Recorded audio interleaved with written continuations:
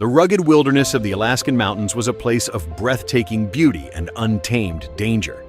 Towering pines stretched toward the sky, rivers carved through the landscape like veins, and the air was crisp with the scent of earth and pine.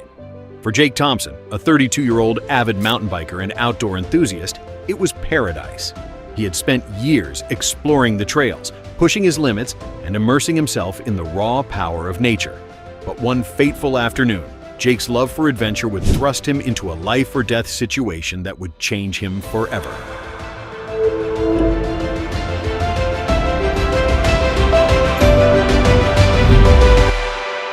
It was a cool autumn day, and Jake had decided to tackle one of the more remote trails deep in the forest. The trail was known for its challenging terrain and stunning views, but it was also notorious for its wildlife. Bears, moose, and wolves were common in the area, and Jake always carried bear spray and a whistle as precautions. As he pedaled along the narrow trail, the sun filtering through the trees, Jake felt a surge of exhilaration. The wind rushed past his face, and the rhythmic crunch of his tires on the dirt was almost meditative. But his peace was shattered when he heard a low, guttural growl behind him. Jake glanced over his shoulder, and his blood ran cold. A massive grizzly bear was charging toward him, its powerful legs propelling it forward with terrifying speed. The bear's eyes were locked on Jake, and its jaws were open, revealing sharp, glistening teeth. Panic surged through Jake's veins. He knew he couldn't outrun a grizzly, but he had no choice. He pedaled harder, his heart pounding as the bear's thunderous footsteps grew louder. The forest blurred around him as he swerved through trees, jumped over rocks, and navigated the uneven terrain. Desperate to lighten his load, he ditched his backpack, hoping it might distract the bear. But the grizzly kept coming, its breath hot and heavy behind him. For what felt like an eternity, Jake raced through the forest, his muscles burning and his mind screaming for a way out. The trail seemed to stretch on forever, and the bear showed no signs of giving up. Jake's thoughts raced. Should he try to climb a tree? Use his bear spray? But he knew climbing a tree wouldn't save him. Grizzlies were excellent climbers, and stopping to use the bear spray would mean certain death.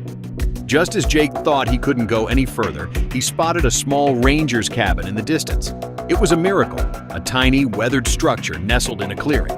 With one final burst of adrenaline, Jake reached the cabin, flung open the door, and slammed it shut behind him. He collapsed on the floor, gasping for air, his body trembling with exhaustion. Minutes later, a ranger arrived, alerted by the commotion. Jake, still shaking, recounted his harrowing encounter. The ranger's face turned pale as he listened. "You're lucky to be alive," the ranger said gravely. "That bear wasn't chasing you. It was being chased." Confused and still catching his breath, Jake followed the ranger outside. In the distance, they saw the grizzly bear again. But this time, it was running away from something even more terrifying. A massive wildfire that had broken out in the forest. Thick plumes of smoke billowed into the sky, and the faint crackle of flames echoed through the trees. The ranger explained that wildfires had been spreading rapidly in the area, fueled by dry conditions and strong winds. The grizzly hadn't been hunting Jake. It had been fleeing for its life, and Jake had unwittingly been in its path. The bear's relentless pursuit had actually saved Jake's life by leading him to safety.